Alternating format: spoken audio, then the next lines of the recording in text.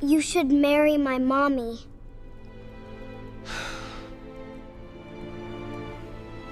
She had not planned to speak. She was 4 years old, standing in a sea of wolves she did not understand, her small hand clutching the hem of her mother's dress so tightly her knuckles had gone white. The ceremony hall of Blackspire Keep was ancient and cold, its stone walls carved with the crests of 100 alpha bloodlines, its air thick with candle smoke, and the low, dangerous hum of power that always gathered when the packs came together. The mating ceremony happened once every 7 years. Wolves from every territory came to stand before the Alpha King to present their claimed mates, to seal bonds under the old laws. It was sacred. It was formal. It was not a place for a little girl's voice. But Lily did not know that. She was looking at the man on the stone dais at the front of the hall, the one everyone else was looking at too, except everyone else looked at him with fear or hunger or something complicated that even a child could sense was not simple. He was tall and still and dark, with a face like old statues she had seen in her grandmother's books, and eyes the color of a winter forest, deep green-black, utterly unreadable. He was not looking at anyone. He was looking above them all, past them, through them, the way people look when they have decided the world does not contain anything worth finding. Lily looked at him and decided he was sad. She tugged her mother's dress again. Her mother, Sera, did not look down. She was frozen in the kind of stillness that meant she was terrified and trying very hard not to show it. Sera did not belong in this hall. She was a half-wolf, barely considered one of them by most of the packs in attendance, brought here tonight only because the pack that had reluctantly sheltered her for the past 4 years had insisted all unmated wolves of age must attend. The law was clear, no exceptions.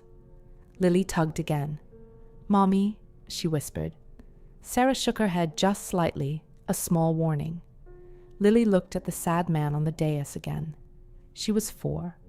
She had not yet learned that some sadness is chosen, that some people build walls around themselves not because they have no door, but because they have decided they will never open it again. She had not yet learned that the most powerful man in every pack in existence had buried his mate bond the night his first queen died, and had sworn before the moon herself that he would never take another. She had not learned that half the wolves in this room tonight were hoping to be chosen as his new queen, and the other half were praying they would not be.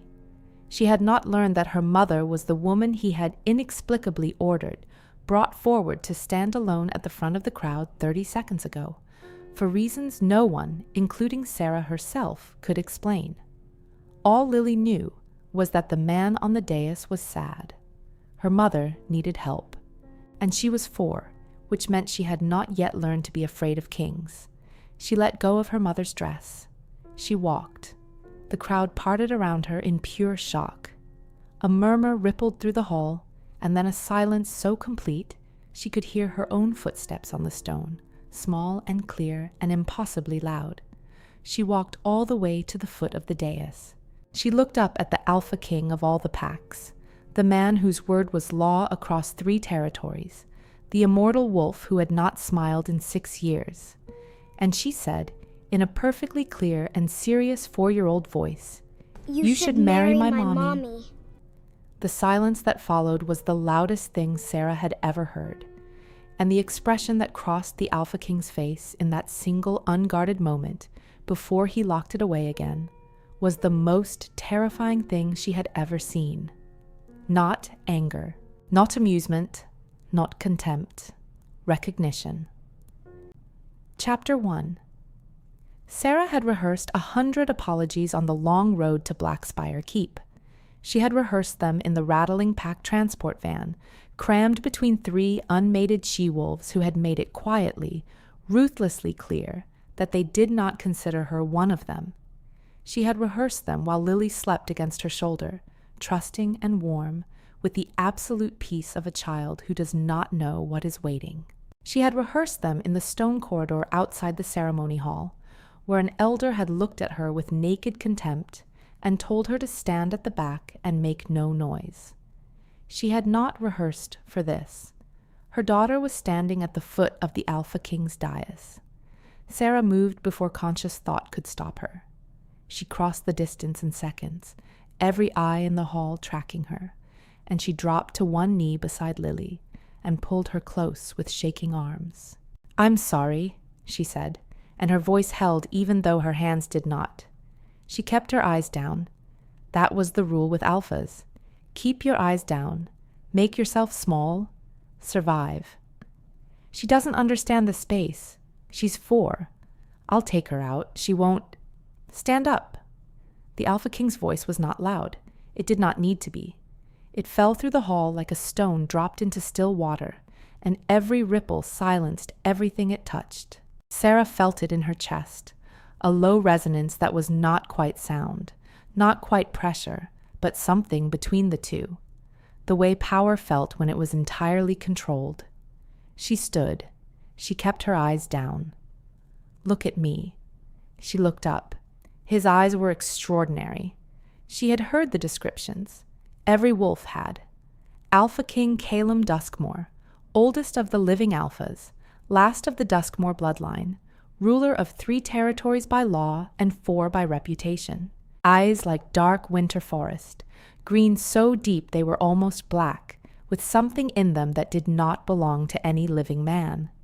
Old grief, centuries of it, compressed into something that no longer even looked like grief. It had become something harder, something permanent, like a scar that had stopped hurting only because the skin above it had gone completely numb. He was looking at her the way he had looked at the space above the crowd's heads before. Through her, almost. Measuring something she could not see. Then his eyes dropped to Lily. Lily, who was still in Sera's arms, was not frightened at all. She was looking at him with the absolute, unfiltered focus of a 4-year-old who has made a decision and is waiting for the adult to catch up. "Why did you come forward?" he asked. Not to Lily, to Sera. Sera blinked. "I didn't. You, before that. Why did you come to this ceremony? You are not pack-born." The contempt in that question did not come from him. It came from the room behind her, from the she-wolves who had sat beside her in the van, from the elder who had told her to stand at the back. It was everyone else's contempt, embedded in a neutral question, and Sera had heard it so many times it no longer surprised her. "I was required to attend," she said. The law applies to pack wolves. You are a half-blood. The law does not require your attendance." He paused. "So I will ask again. Why are you here?"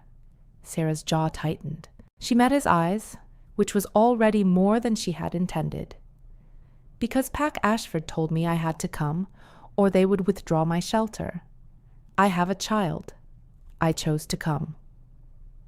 Something shifted in his expression. Almost nothing. The kind of shift you only see if you are watching for it, or if something in you is inexplicably, inexcusably already watching. "Ashford told you you were required." "Yes." "And you believed them." "I had no reason not to." "You had no reason not to," he repeated softly, and the way he said it, quiet and still, was the most dangerous thing she had heard all evening. He was not speaking to her anymore. He was speaking to someone behind her. She heard the elder who had escorted them make a small, strangled sound. The Alpha King returned his gaze to her. "Your name?" "Sera. Sera Vane." "And the child?" Lily, apparently deciding that she had been patient long enough, spoke up from Sera's arms. "I'm Lily. I'm 4 3/4. She held up 4 fingers, then considered, and added a 5th. "The 3/4 is almost 5, but Mommy says I can't say 5 yet." A sound moved through the hall. Not quite laughter. Something startled and involuntary, something that almost sounded like it had forgotten how to be comfortable in this space. Caelum Duskmore looked at the small girl in Sera's arms and was silent for 3 seconds that felt like a weather event. "Why should I marry your mother?" he asked Lily. It was not a question a king should ask. It was not a question this particular king would ever ask under any normal arrangement of the universe. Sera felt the entire hall hold its breath. Lily thought about it with great seriousness. "Because she's sad," she said finally. "And you're sad. And when two sad people are friends, they feel better." Silence. Sera wanted to disappear into the stone floor. She wanted to apologize again, to bow, to step backward into the crowd and pretend none of this had happened. She wanted to put Lily down, take her hand, walk quietly out the side door, drive back to the cold little room in Pack Ashford's territory, and never, ever think about this moment again. She did not do any of those things, because Caelum Duskmore spoke before she could move. "Sera Vane," he said, "you and your daughter will remain in Blackspire Keep tonight. My head of household will find you rooms." He paused. "I have questions for you in the morning." The silence shattered into sound behind her. Whispers, sharp and fast. She felt them like needles. "I don't want to impose," she said. The words came out steadier than she felt. "It is not an imposition when it is a command." He turned away from her then, back to the ceremony, to the waiting wolves, as if the conversation had simply ended, and she was expected to understand that. Sera stood at the foot of the dais with her daughter in her arms, and felt the weight of every stair in the hall press against her back, like a hand between the shoulder blades, pushing her somewhere she did not choose to go. The woman beside her, a gorgeous she-wolf in a silver dress, who had clearly come here tonight with very specific intentions, turned and looked at Sera with an expression she had seen before on other women's faces. Not hatred, something colder. Assessment. Lily, completely unaware of the chaos she had ignited, rested her head on Sera's shoulder and said softly, "I think it's going to be okay, Mommy." Sera pressed her lips to her daughter's hair and said nothing. She was not sure what it was, but she was terribly afraid her daughter might be right, and she was not sure yet whether that was a relief or the beginning of something she had no map for. She found out in the morning. Blackspire Keep at night was not the imposing fortress it appeared from the outside. Inside its walls, it was quieter than she expected, lit by old iron lanterns that burned without visible flame, warm and amber and steady. The rooms she was given were on the eastern corridor of the residential wing, larger than her entire apartment in Ashford, with a stone fireplace already burning and a narrow door between two chambers so that Lily could sleep close. She did not sleep. She lay on her back on a bed that was softer than anything she had slept on in 4 years, and thought about the way he had looked at her, the way he had said her name, the way he had not sent her away. She thought about what Lily had said. 2 sad people. Friends. She had been alone for 4 years. Since Lily's father, a full-blood Ashford wolf who had denied Lily on the night of her birth when the mating bond failed to appear between them and declared Sera a mistaken claim, had walked away. Since she had learned that the pack that had promised her shelter would give it grudgingly, conditionally, in return for labor and silence, and the understanding that she and her daughter were guests and not family. She had stopped expecting to be chosen.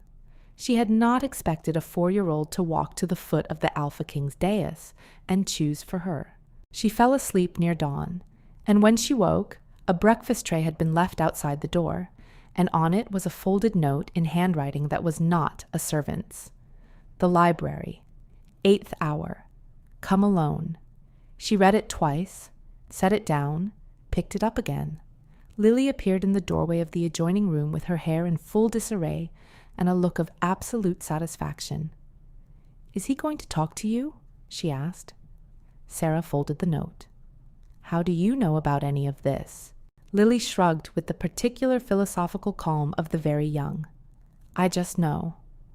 Sera looked at her daughter, this impossible small person who had somehow materialized in her life and changed every single thing about it, and felt the love that was always there tighten into something almost painful.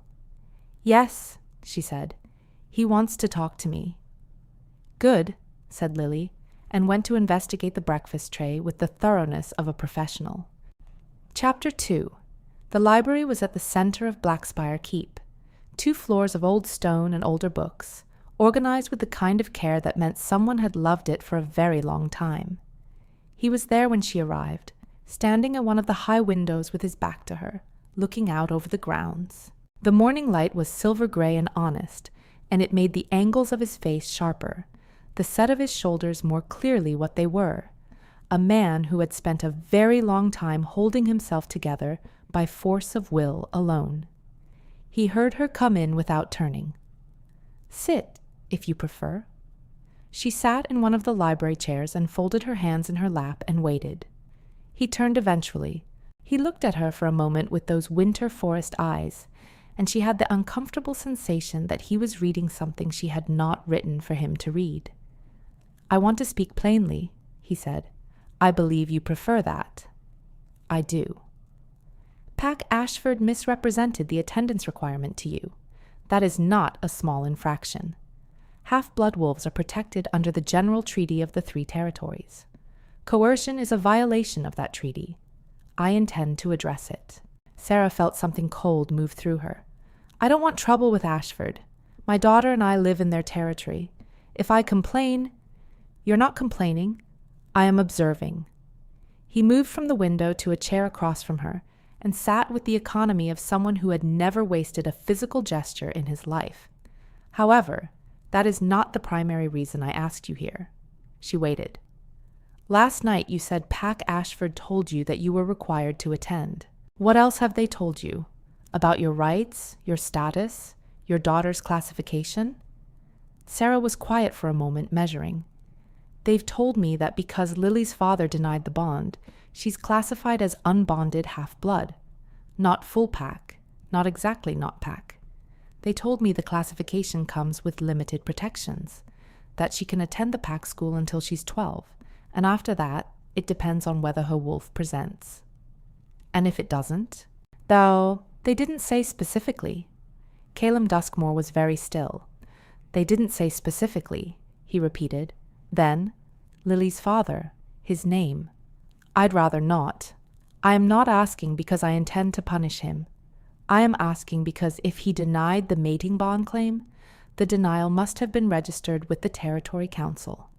If it wasn't registered, then the denial is technically legally unrecognized, and Lily's status may be entirely different from what Ashford has told you." The silence was long enough to become its own kind of sound. Sera had never thought to ask that. She had not known to ask it. She had been alone and frightened, and 23 years old with a newborn, and a pack that was allowing her to stay out of legal obligation rather than compassion. And she had believed every word they told her about what her rights were and were not, because she had had no one to tell her differently. "His name is Braden Cole," she said. Caelum reached across to the low table between them and drew a piece of paper toward himself and made a note.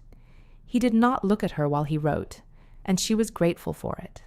She had a feeling that if he had looked at her with any expression other than neutral focus in that moment, she would have come apart in a way she could not afford. "I'll have the records checked." He set the pen down. "There's a second matter." She waited again. "Your daughter walked to my dais during the mating ceremony."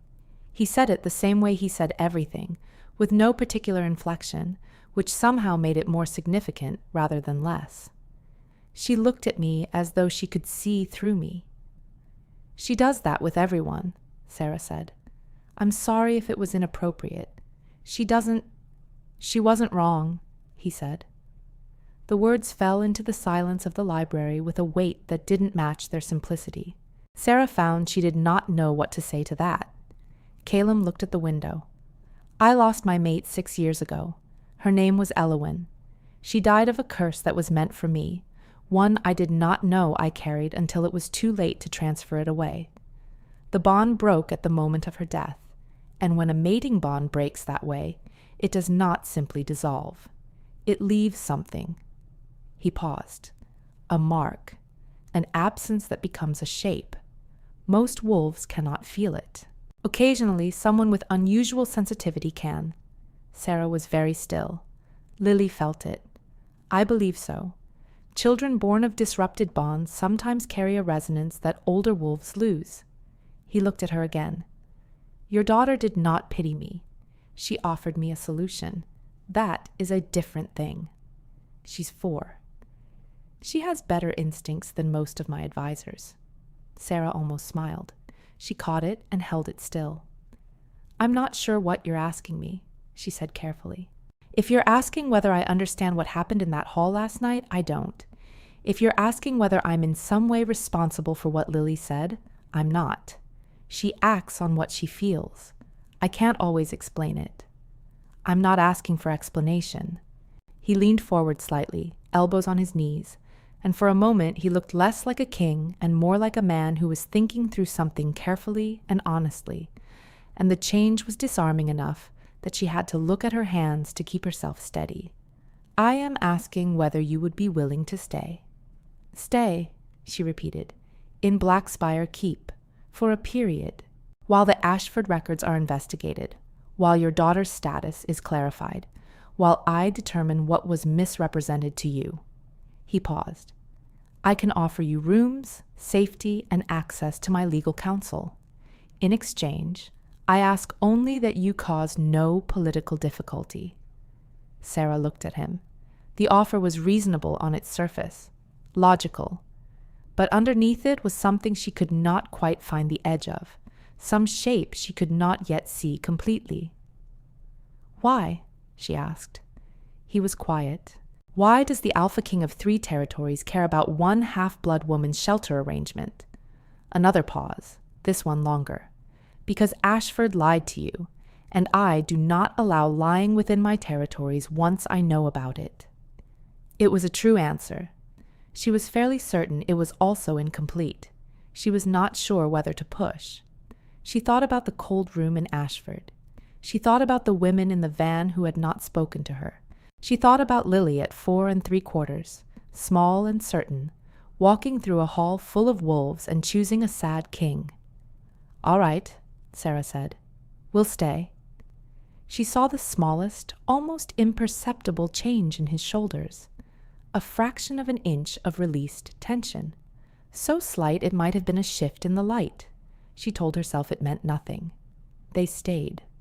The days fell into a rhythm that felt stranger the more comfortable it became. Sera was given access to the library and the grounds.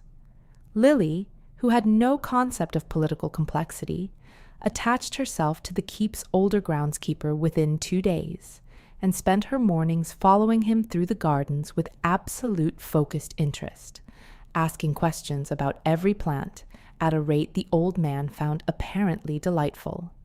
Caelum was in his study, or his council chambers most of the day. Sera rarely saw him, but she was aware of him in the way you are aware of a low sound you cannot locate, constantly, peripherally, underneath everything. She discovered that the servants spoke well of him, not in the careful way that means fear, but in the easier way that means genuine regard. She discovered that the library was his library, organized personally over decades. She discovered that he ate alone and had for 6 years. She discovered that the curse mark Elowen had died for was still on him, invisible to most, and that his personal healer had been trying to trace it for 6 years without success. She discovered this last piece of information not from anyone who told her, but from the small silver scar she saw on the inside of his left wrist one morning when his cuff pulled back as he reached for a book in the library. It was the precise shape and color of a seal. Old magic, layered and patient. She did not say anything about it, but she looked, and something moved in the back of her mind, something old and instinctive that she could not yet name. On the 5th evening, Lily announced at dinner, to Sera and the 2 kind young household staff who had been assigned to help with her, that she had decided the Alpha King needed a friend. Not a mate, she clarified. Not yet. First, a friend. How do you know he doesn't have friends? Sera asked. Lily thought about it. He doesn't smell like anyone else, she said, with the serene confidence of someone for whom this explanation was entirely sufficient. That night, Sera stood at the library window and looked out at the grounds and felt something she had not felt in 4 years. The quiet was not empty. She was not sure yet whether that was beautiful or dangerous. She did not have long to wonder, because the following morning, Caelum found her in the library before she had even opened a book, and his expression was different, and she knew, before he spoke, that the something she had been afraid of had arrived. "The council records on Lily's father," he said, "are not where they should be." Chapter 3. Missing records in pack law were not an accident. Caelum sat across from her in the library with a document open on the table between them, and walked her through what his legal staff had found. The denial Braden Cole had supposedly filed, the document that had officially classified Lily as an unbonded half-blood and removed her legal protections, had never been formally registered with the Territory Council. Not because no one had filed it, but because someone had made sure it disappeared from the register before it was processed, which meant, under the exact letter of the 3 Territories law, that the denial was legally unrecognized, which meant Lily was not, technically, an unbonded half-blood, which meant everything Pack Ashford had told Sera about her daughter's status, her rights, her shelter conditions, and her future had been based on a legal fiction. Sera sat very still through all of it. She had learned stillness the way you learn most useful survival skills, through necessity, slowly, by discovering that movement in certain moments only made things worse. When he finished speaking, she said, "How long has the record been missing?" "Based on the gap in the register, approximately 4 years, since shortly after Lily's birth." "So the entire time we've been in Ashford?" "Yes." She pressed her hands flat on the table. She breathed in and out, and said nothing for a moment that was long enough to be its own complete thing. "Ashford knew," she said. "They knew the denial wasn't registered. They used it anyway to tell me she had no protections. They used it to keep us compliant." She heard her own voice from far away, level and clear, which meant she was further inside herself than she usually allowed. "Who removed the record?" "I don't know yet. The investigation is ongoing." He paused. "Sera," she looked at him, "I want to be certain you understand what this means for Lily's status." "What does it mean?"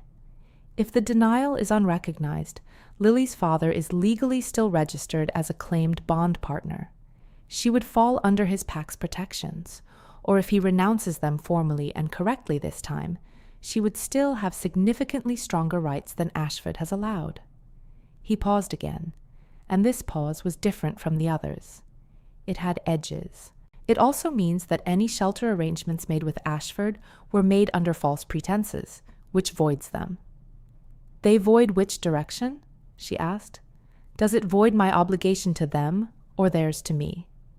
"Both," he said. "You are effectively without a pack arrangement as of this morning." The library was warm. The fire was small and steady. Outside the window she could hear Lily in the garden, laughing at something the old groundskeeper had said. Sera thought, with a clarity that surprised her, "I should be afraid. I am not afraid." "What are my options?" she asked. "You could request resettlement through the council. It would take time, and given that the investigation is ongoing, there's no guarantee of placement before the cold season." He met her eyes. "Or you could accept formal temporary shelter here, as a ward of Blackspire Keep, under the King's protection, for the duration of the investigation." "A ward," she said. "It's a legal designation. It carries rights. It means no pack can claim you or Lily without my knowledge and formal process." She looked at him, at those winter forest eyes, and thought, "He is offering me protection. He is doing it carefully and legally, and with full acknowledgement of what it means. He is not asking for anything he has not named." And she thought, why? Not suspiciously, not cynically. She had been suspicious and cynical for 4 years, and it had not protected her from anything. She was asking it as the honest question it was, the one that had been sitting at the back of every interaction since the library the first morning. "I need to ask you something," she said. He waited. "In the ceremony hall, the first night, before Lily spoke, you ordered me brought forward. Out of the entire crowd, you pointed to me specifically. I've been trying to understand why." He was quiet for long enough that she thought he might not answer. Then, "Because I could feel the misregistration on you." She blinked. "What?" "When a bond denial is improperly filed, it leaves an imbalance in the person it was filed against. A kind of legal wound, if you want an analogy for it. It's faint. Most alphas wouldn't notice it in a crowded room." He looked at his hands. "I notice things I should not, sometimes. It is a side effect of the curse." She said, "Show me the scar." Silence. "The one on your wrist," she said. "The silver mark. I saw it 5 days ago. I know what that seal shape means." The silence that followed was the specific kind that means someone is deciding how much they trust you. She had learned to recognize it. She waited. Slowly, he pushed back his cuff. The scar was perhaps 2 inches long, a thin silver line in the shape of a closed circle with a single break, the ancient notation for a bound curse, one that had been deliberately sealed rather than cast. It was old. The skin around it was faintly too warm. Sera had seen this shape once before, in her grandmother's book of curse notations. Not the specific seal, but the category of it. "This isn't a curse that was cast at you," she said. "It was transferred." He looked at her sharply. "This shape means it started somewhere else and was moved. The circle is the original target. The break is the transfer point." She met his eyes. "But it was transferred to you, not away from you. You didn't carry it first. Someone put it on you deliberately." The silence after that was entirely different from the silences before. "My healers have not been able to identify that detail in 6 years, he said, quiet, careful. "Your healers are probably very educated," she said. "My grandmother was not. She kept books of old magic notation that no one bothered to put in official records because they were considered too informal to be authoritative." She paused. "I spent a lot of time with those books as a child. I didn't know I was learning anything." He looked at her the way he had looked at her in the ceremony hall, through her and also directly at her, those two things somehow coexisting. "Who transferred it to me?" he asked, and she could hear, underneath the careful neutral tone, that this was not a legal question. It was a wound. "I don't know," she said, "but the shape tells you where to look. The transferred curse always carries a fragment of the original host's energy. If your healer knows where to look for that fragment, can you help them look?" She stopped. "I'm not a healer," she said. "I have a grandmother's old book and pattern recognition. That's not. It's more than I've had for 6 years." She thought about Lily in the garden, about the cold room in Ashford, about the record that had been deleted before her daughter's rights could be formalized, about the shape of the scar and what her grandmother's book had said about transferred curses. They were the most intimate violence. They required proximity. They required trust. They required someone who knew the cursed person well enough to transfer it without the target sensing the work being done. She thought about Elwyn, who had died of a curse meant for her king. She thought, if someone put that curse on him deliberately, and Elwyn died of it, then Elwyn's death was not an accident of war or dark magic randomly encountered. It was murder. Specific, intimate, premeditated murder. And the killer was someone close enough to do the work without being felt. She did not say any of this out loud. "I'll look at the scar properly," she said. "Not today. I'll need the book. It's in Ashford. But I'll look." He nodded once. He pulled his sleeve back down, and the moment closed over itself like water over a stone, smooth and complete, and they were again 2 people in a library with a legal document between them. But something was different now. She felt it, and chose not to name it. Lily, that evening, climbed onto the window seat in their rooms and informed Sera that the sad man was less sad today. "How can you tell?" Sera asked. "He smiled," Lily said, "at the old gardener. Very small, but it was real." Sera looked out the window at the darkening grounds and said nothing. She was thinking about a scar in the shape of a broken circle, about a woman who had died of something meant for someone else, about a 4-year-old who had walked to a dais and changed the direction of Sera's entire life in 30 seconds.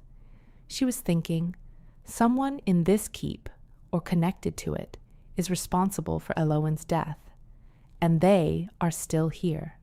And now I am here too, and the king is starting to show his wounds. She was thinking, that is beautiful, and that is dangerous, and I am not sure there is a difference. She held that thought through the night, and it did not resolve, and when morning came, something had already begun that she would not be able to stop, not because she lacked the will, but because she was not sure anymore that she wanted to. Chapter 4. 2 weeks. That was how long it took for the book to arrive from Ashford, brought by one of Caelum's quiet, efficient household staff, with the kind of careful handling that told her it had been treated as important. 2 weeks in which the days acquired a shape. Lily in the gardens every morning. Sera in the library with Caelum's legal documents, which he had begun leaving for her review, not asking her for opinions, just leaving them as if they were items she had requested, which she had not, but which she found herself reading with sharp interest, because the 3 territories law was both more and less complicated than Ashford had led her to believe, and because every document she read that confirmed what she had been told was false, made something in her chest grow both lighter and tighter at the same time. Dinner, occasionally, in the formal dining room when Caelum had no council business, 3 people in a very large room with Lily at the head of conversation, and the 2 adults trying to look as if this was entirely normal. Lily talked about plants and the names the old groundskeeper had taught her. Caelum listened with attention that was not performance. Sera watched them both and said nothing, and felt the feeling she had decided not to name moving steadily closer to the surface regardless. On the 14th evening, he found her in the library with her grandmother's book open on the table, a lamp close by, her notes spread in a careful pattern around the central page. She had been waiting for him without realizing she was waiting. "It's a Thornweave curse," she said when he sat across from her. "My grandmother had 3 entries for Thornweave. They're old magic, pre-treaty. They were used to mark targets before assassination because they could be transferred silently to someone in close proximity and then triggered remotely." She turned the book so he could see the notation page. "The seal on your wrist matches the 3rd variant. It was designed to activate under emotional intensity. Fear, grief, love." She paused. "It would have activated the night Elowen died because I felt it," he said. "When she was taken, I felt the bond breaking." The library was very still. "Yes," Sera said. "The original target was supposed to die in a moment of intense emotion. Someone transferred it to you and then waited for that moment." She held his eyes. "Caelum, someone didn't just put a curse on you. They used you to kill Elowen." The silence that followed was the most complex thing she had been inside in her life. It was not grief, what crossed his face. It was older than grief. Grief had been the first layer, and something harder had grown over it, like the scarred skin she'd thought of before. And now she was looking at what was under the scar, and it was the face of a man who had spent 6 years believing he had failed to protect his mate, and was now discovering that the failure had been engineered. His hands were flat on the table. They did not shake. She was not sure if that was better or worse. "Do you know who transferred it?" he asked. "Not definitively, but there's a fragment." She pulled her notes closer. "The Thornweave always leaves a trace of the original caster in the seal. Your healers couldn't read it because it's written in pre-treaty notation, not modern magic script. But I can read it." She looked at him. It's not a complete name. It's a fragment of an energy signature. But it matches a secondary record in the territorial archive I was reading last week. Someone connected to Duskmore Keep. Inside the family line, not a rival clan. He was very still. Someone inside, he said. Yes. He stood. Not with anger, she realized. With the deliberate, controlled movement of someone who is removing themselves from a situation before the emotion inside it exceeds what they can contain without it becoming visible. She should let him go. She knew that. Instead, she said, "Caelum." He stopped. She stood too, though she wasn't sure why. She was not tall.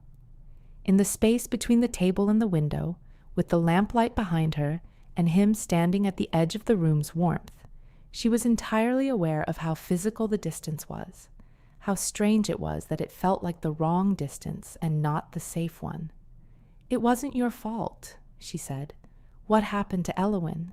It was done to you. It was done to both of you." He looked at her, and for the first time in every interaction they had had, she could not read his expression at all. It was not closed. It was simply too large for a single clear feeling, too many things moving in it at once, like water over a complex floor, all of it real, none of it settling. "I know," he said.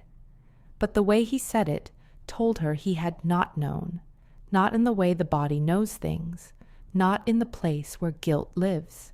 He had said the logic of it to himself for 6 years and not believed it, and she had just said it out loud with her grandmother's book open on the table as evidence, and some part of him was hearing it for the first time.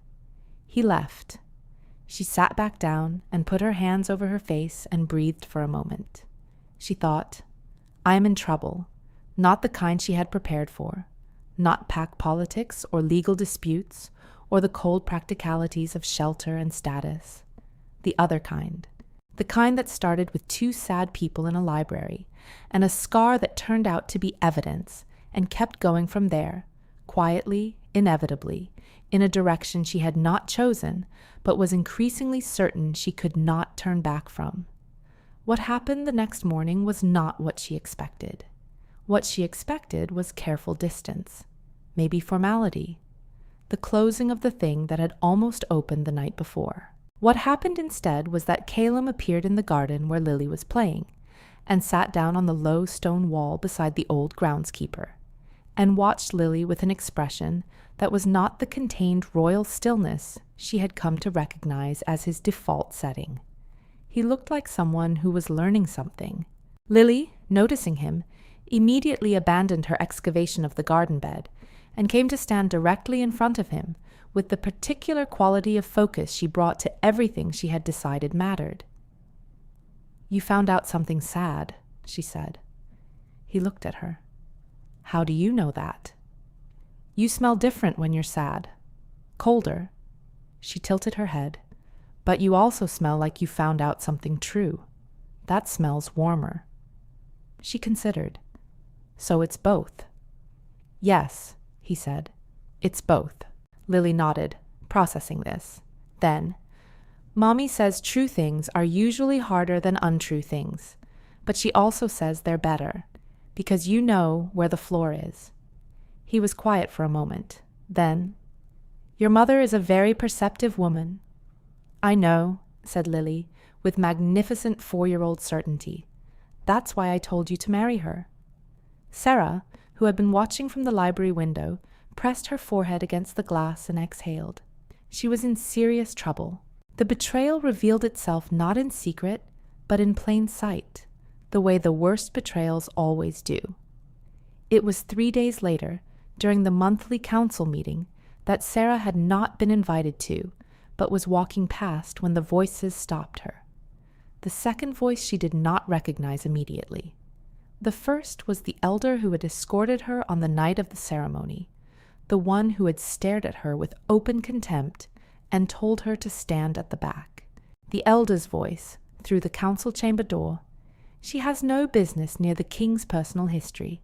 She's a half-blood charity case. Whatever she thinks she's found." Another voice, quieter, urgent. She found the Thornweave notation. If Caelum pursues that, he'll find the origin signature, and if he finds the origin signature, then we manage it, the same way we've managed everything. A pause. She needs to leave the keep. Then make sure she leaves. Sera stood in the corridor and did not breathe. The voices moved away from the door. She pressed herself against the wall and thought with careful speed. She was not safe.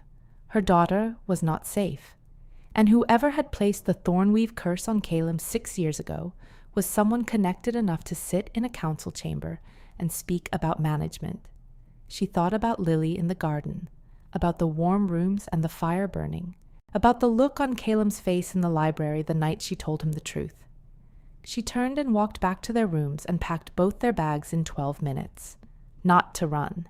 She had learned that running in the dark, alone, with a 4-year-old and no legal standing, was not a strategy. It was a surrender. She was going to Caelum. She found him in his study, and she stood in the doorway and said, "Someone on your council knew about the curse 6 years ago.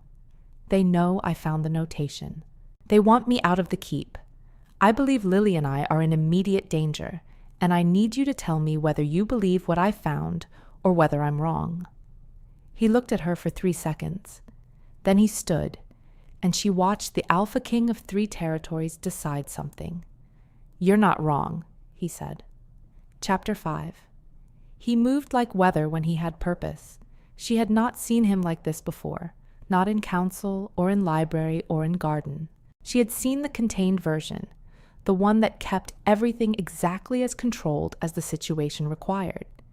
Now she was watching the thing underneath, the alpha that every wolf in 3 territories was afraid of, not because he was cruel, but because he was entirely, absolutely clear when something required absolute clarity, and the absence of hesitation in him was more powerful than any display of force could have been. He sent 2 of his most trusted household staff to keep watch over Lily, people he had known for decades. He called his private legal counsel, a woman with iron gray hair and eyes like a court clerk, and had Sera repeat every word she had heard through the council chamber door in front of witnesses. He sent for the territorial archive records himself, not through the regular staff, but carrying the request himself to the archive level of the keep. He did not include the elder. He did not include anyone from the council that afternoon. He included Sera. She was beside him when they opened the old curse register, the one that predated the modern territorial archive by 200 years. She was beside him when he found the energy signature notation she had identified, and the second notation that cross-referenced it to a specific bloodline, and the bloodline that cross-referenced to a family name that had not been spoken in the keep for 20 years. She was beside him when he put the pieces together and went very, very still. "The elder," he said. "Corvin Dahl." The name meant nothing to her. It meant something enormous to him. "He was my father's closest advisor," he said. "He served on my council as a continuity appointment when I inherited the keep. He was the one who introduced Elowen to the court." Sera was quiet. "He had access," Caelum said. It was not grief in his voice. It was the pure, clean sound of a man whose world is rearranging itself around a truth that changes the shape of everything. He had access to both of us. He knew our bond. He knew every moment of emotional intensity because he was present for all of them. He closed the archive. He did not want Elowen to be queen. She came from a rival bloodline. She would have restructured the council's power. A pause. She would have removed him. "So he used you to kill her," Sera said, "and then kept serving you for 6 years. "For 6 years," Caelum said. The archive room was cold and quiet and old. "I need to ask you something," Sera said. He looked at her.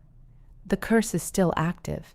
If it activates under intense emotion, any significant grief or fear or—" She stopped, chose her words.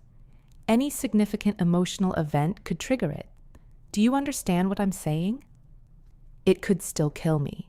Or someone else who is bonded to you at the moment of activation, she said, and the words were perfectly clear and perfectly terrible. He looked at her for a long time. There is no bond between us, he said, quietly, carefully. Not formally, she agreed, just as quietly, just as carefully. Neither of them said anything else about it. But the thing she had been not naming for weeks was fully visible now, floating between them in the cold archive air, and they could both see it, and they were both choosing not to look away. I need to neutralize the curse before I move on Dal, he said. If he suspects I know, he may trigger it deliberately. I know, she said. I think I can do it. My grandmother's book has the counter-notation for Thornweave Third Variant. It requires a direct trace on the seal. Which means contact. Yes, direct physical contact with the scar. She held his gaze. I'm not a trained healer. I could make it worse. I need you to understand that going in. He looked at her. I understand. I might need Lily's help, she said. She can feel the imbalance. She felt it in a hall full of wolves. If I'm working the notation and I need to know whether the counter is taking, she's the only one who can tell me quickly. You're asking me to let a 4-year-old into a curse reversal. I'm asking you to let my 4-year-old into a curse reversal, she said. There's a difference. She would not be working the curse. She would be listening for the shift. She can do that from across the room. He was quiet for a moment. You're asking me to trust you with my life and your daughter with my well-being. Yes. Another silence. He looked at her and she looked at him and she thought, this is the moment. This is the one where he will either be what I have been starting to believe he is, or he will be what I was afraid everyone eventually becomes. When? He asked. She breathed. Tonight, she said, before Dal can move. The curse reversal happened in the library because it was the warmest room in the keep and the most private, and because there was something right about it being there, in the room where she had first seen the scar, first recognized the notation, first told him the truth.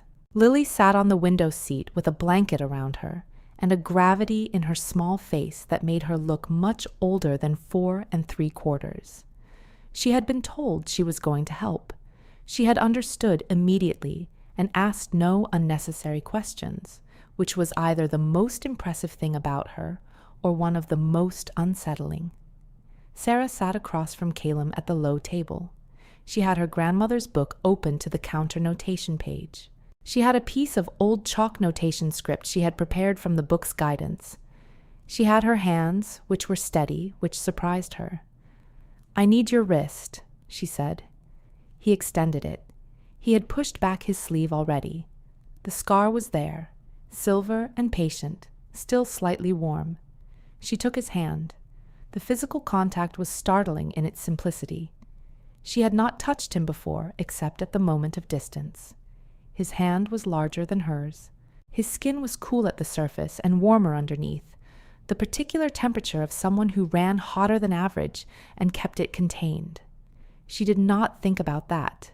She found the scar. She began the counter notation. Lily, she said softly, tell me what you feel. Cold, Lily said, and tight, like a knot. Good, that's the curse. Keep watching it. She worked carefully, following the notation from the book, tracing the counter seal through the script in the exact reversal sequence. It required precision, and it required attention, and it required her not to think about the fact that her hand was on his wrist, and his eyes were on her face, and the curve of warmth from the fire was making the library feel like it held only them. She did not think about any of that. She worked. After 7 minutes, Lily said, it's getting smaller. After 12 minutes, it's flickering. After 15 minutes, a sound reached them from the corridor. Not loud, but wrong. Caelum's head came up. The door to the library opened. Elder Corvindal stood in the doorway, and his face told the story before any word was spoken. He had seen the archive staff. He had understood what the evening's movements meant. He had come, not to confess, but to act. In his hand was a small object Sera recognized from her grandmother's book.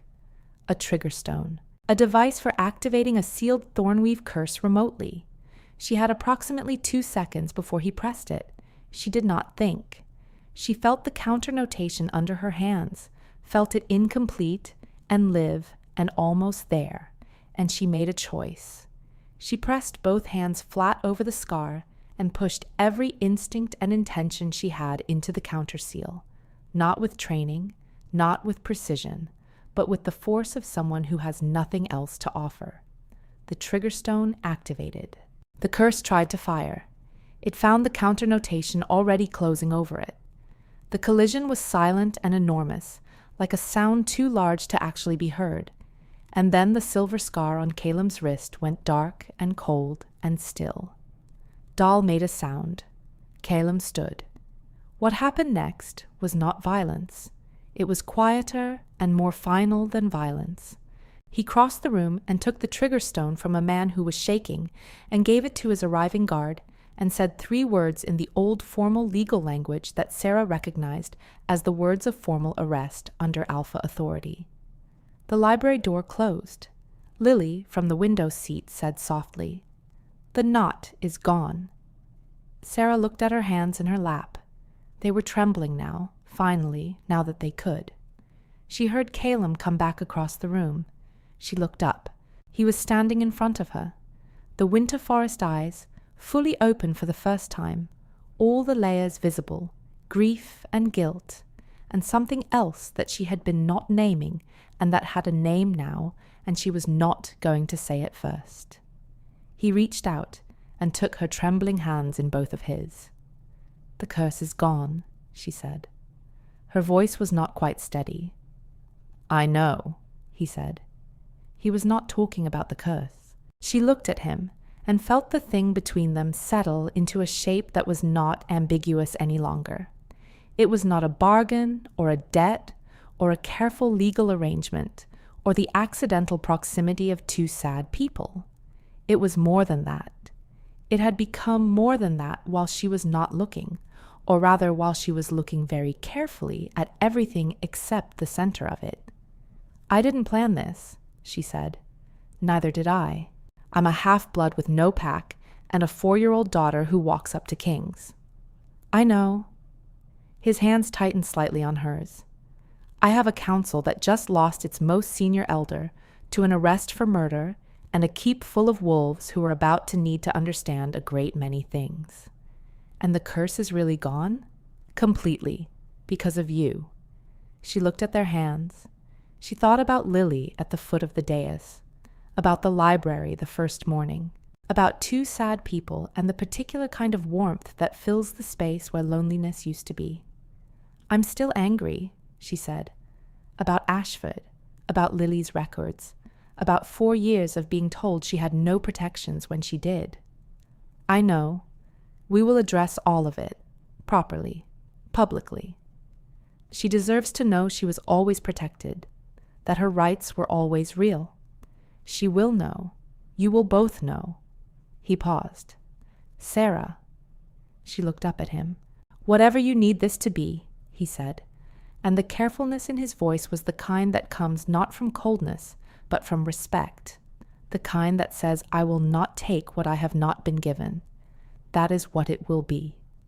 I am not asking you for anything except what you freely choose."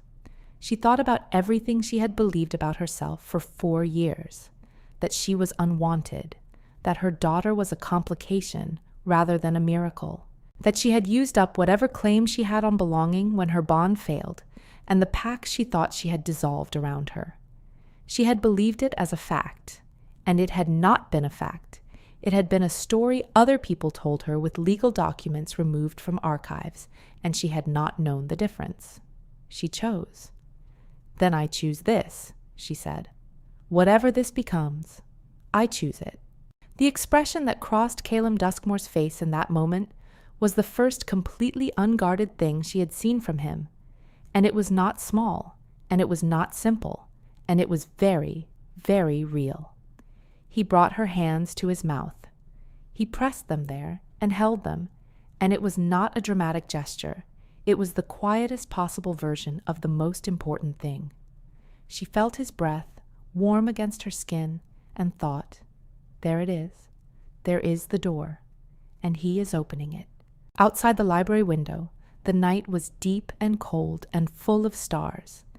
Inside, the fire burned on, steady and warm. Chapter 6. Dawn at Blackspire Keep was pink and silver, and Lily greeted it from the window seat with her blanket still wrapped around her, and an expression of complete satisfaction. Everything smells right now, she announced to Sera, who was trying to sleep and failing magnificently. Does it? Sera said from under her pillow. Yes, warm and settled, like when a thing fits. A pause. Like when I find the right puzzle piece. Sera lowered her pillow and looked at her daughter, who was a small person silhouetted against the early light with her wild hair and her enormous certainty and her 4 3/4 years of perfect, unreasonable wisdom. You're something extraordinary, Sera told her. Lily considered this. I know. So are you. You broke the sad man's knot. I had help, Sera said. From you. Lily smiled, the full-face smile that was still every good thing in the world. We make a good team. We always have. The council meeting that morning was not like any council meeting Blackspire Keep had held in living memory. It was held in the great hall rather than the chambers, by Caelum's design and Caelum's announcement, and every ranking wolf in the keep was present, and the elder's seat was visibly empty, and the explanation Caelum gave was complete and unflinching. He named the Thornweave curse. He named Dal. He named Elowyn's death as the murder it had been. He named the legal misrepresentations that had kept a half-blood woman and her daughter in false shelter arrangements for 4 years. He did all of it in the same steady, clear voice he used for everything, and the hall was absolutely silent throughout. Then he named Sera, not as a ward of the keep, as the woman who had identified a curse 6 years of trained healers had missed, as the woman who had traced the origin notation from a book of knowledge that pre-treaty education had dismissed as informal, as the woman who had, in the final moment, broken the curse that Dal had tried to fire as a weapon of last resort. He did not call it a mating claim. He did not declare her anything she had not agreed to. He simply said, in the language of the 3 territories, that she and her daughter were full members of Blackspire Keep under his personal protection, and that any challenge to that status would be taken as a challenge to his authority. He said it with Sera standing at his right side, which was the physical language of equals in pack hierarchy, and Lily at her left, which was a declaration that the child was included, which had never been done before with an unbonded half-blood child, and the quiet sound that moved through the hall was something Sera did not have the social vocabulary to fully translate, but which felt, unmistakably, like the moment a tide turns. After, in the corridor, the iron-gray legal counsel stopped Sera and looked at her with the first direct, open expression she had shown. For what it's worth, she said, your grandmother's notation books are already being formally submitted to the archive. They'll be catalogued as primary historical sources. A pause. Under your name. Sera nodded. She did not trust her voice. Also, the council said, Lily's status has been fully corrected in the territorial register. Her rights were always intact. She will have that on record. This time, Sera did not manage to keep her face entirely still. She pressed her lips together and breathed through it and nodded again, and the council had the grace to look away for a moment before continuing down the corridor. The formal legal process against Dal took weeks, and Sera was part of it, not as a witness only, but as a subject matter expert on the Thornweave notation, which turned out to be a category of evidence no tribunal had handled before. She spent hours in the archive with the Iron Grey Council and 3 territorial judges, walking through the curse mechanics in plain language, making the invisible thing visible and legible and undeniable. Braden Cole was located and formally deposed. The unregistered denial was handled with the directness of law. He was required to file the renunciation correctly, which he did without contest, and Lily's status was permanently formalized. She was, under the law, precisely and completely what she had always been, her mother's daughter, protected, real, and unimpeachable. The night after the tribunal closed, Sera sat in the library where all of this had started, with the fire going and her grandmother's book in her lap, and Caelum across from her in the other chair, and the quiet between them was the easy quiet, not the careful managed one, but the kind that requires no management, the kind that has earned itself. "I've been thinking," Lily said from the doorway. Both adults turned. She was in her pajamas, with a look that suggested she had been awake for some time and planning. "Yes," Caelum said. "I think you should ask Mommy to stay. Forever. Not just as a ward thing, but a really staying thing." She paused for effect. "I think she would say yes." Sera covered her face with her hand. Caelum was quiet for a moment. When she lowered her hand, he was looking at her with the expression that was not quite a smile and not quite anything else, but was entirely, completely real. "Your daughter is frequently right," he said. "I know," Sera said. "It's deeply inconvenient." "Mommy," said Lily. "Yes?" "Would you say yes?" The library was warm. The fire was steady. The night outside the windows was full and dark and deep. And somewhere in the grounds the gardens were asleep under the last of the autumn cold. And in the spring they would be green again, and the old groundskeeper would teach Lily every name for every plant, and the archive would hold her grandmother's books as primary sources, and Lily's record in the territorial register would say what it always should have said. Sera looked at Caelum, at the winter forest eyes that were fully open now, at the man who had chosen to be vulnerable instead of protected, to be honest instead of managed, to open a door he had kept closed for 6 years because a 4-year-old with no concept of impossibility had walked up to his dais and told him the truth. "Yes," she said. The smile that came then on Caelum Duskmore's face, the alpha king of 3 territories and the most contained man she had ever met, was small and real and exactly what Lily had always said was in there somewhere. Entirely, completely true. The spring ceremony was not called a mating ceremony. It was called a choosing, which was a word from the old Pack language that meant exactly what it said. A declaration of deliberate, informed, willing choice, made in full knowledge of consequence. It was held in the great hall, the same cold stone, the same ancient crests, the same amber lantern light. But the hall felt different now, or maybe Sera was different in it, standing at the front, not because she had been summoned or coerced, but because she had walked here on her own feet, with full knowledge of where she was going. Lily stood beside her, formal in a deep blue dress that she had helped choose, her hair brushed into an arrangement she had insisted on, despite Sera's gentle suggestions otherwise.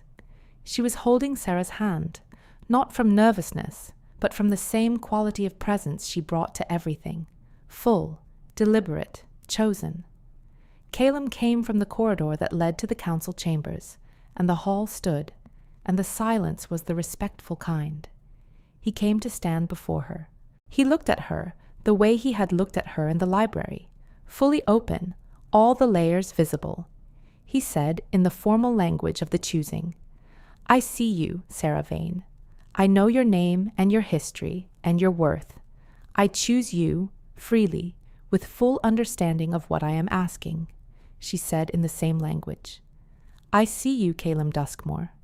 I know your name and your history and your worth. I choose you, freely, with full understanding of what I am accepting." Lily, who had been coached on the formal witness response and had listened very carefully, said in a perfectly clear 4-year-old voice, "I knew it. I told you so." The sound that moved through the hall was laughter, real and warm and surprised, and it filled the old cold stone like something that had been absent for a very long time and was remembering how to live there again. He kissed her once, simple and certain, and when he pulled back, he was smiling. Properly. Fully. The smile Lily had seen first from a garden window, in the direction of an old groundskeeper, because she had eyes for the truth of things. Sera looked at him and thought, this is what the floor feels like. The real one. True things, like Lily said. Harder, but better, because you know where you stand. She stood in Blackspire Keep, and she knew exactly where she stood. Lily beside her squeezed her hand. The great hall was warm, and the spring was beginning outside, and the scar on Caelum's wrist was smooth and silver and cold now. Just an old mark, no longer carrying anything it had been made to carry, freed of the weight that had been put on it without consent. She thought of her grandmother's books, safe in the archive under her name. She thought of the notation on the page, the broken circle that meant transferred, and she thought, not everything transferred to you has to stay. Not the wound someone else chose for you. Not the story someone else told about your worth. Not the silence someone else imposed on your daughter's rights. What stayed was what you chose. She had chosen, and so had he. And the hall was full of wolves who had watched it happen, who had seen a half-blood woman with an old book and a clear voice stand beside their king in a ceremony of equals, and speak her half of an ancient declaration with the precise, steady confidence of someone who knows exactly what she is worth, not because she has been told, but because she has finally, fully decided to believe it. The great hall of Blackspire Keep was full of light and noise and warmth. Outside, the first flowers of spring were opening in the garden, where a 4-year-old had taught an old wolf the names of things. Sera smiled, and it was the smile of someone who has finally, completely come home. If you made it to the end of this story, thank you so much for listening. Honestly, from the bottom of my heart, you could have watched anything today, and you chose to be here, and that means everything. I have to ask you this, because I cannot stop thinking about it. When Lily walked to that dais and said what she said, what would you have done if you were Sera in that moment? Would you have taken her and left before any of it could begin? Or would you have stayed, the way she did, and trusted something that had no guarantee yet? I'd love to know your answer in the comments. There's no wrong one. Sometimes the bravest thing is leaving. Sometimes the bravest thing is staying. Sometimes it takes a 4-year-old to remind us which one it is. If you love paranormal romance stories, the kind with real emotional depth, dangerous secrets, and love that has to be earned, please subscribe.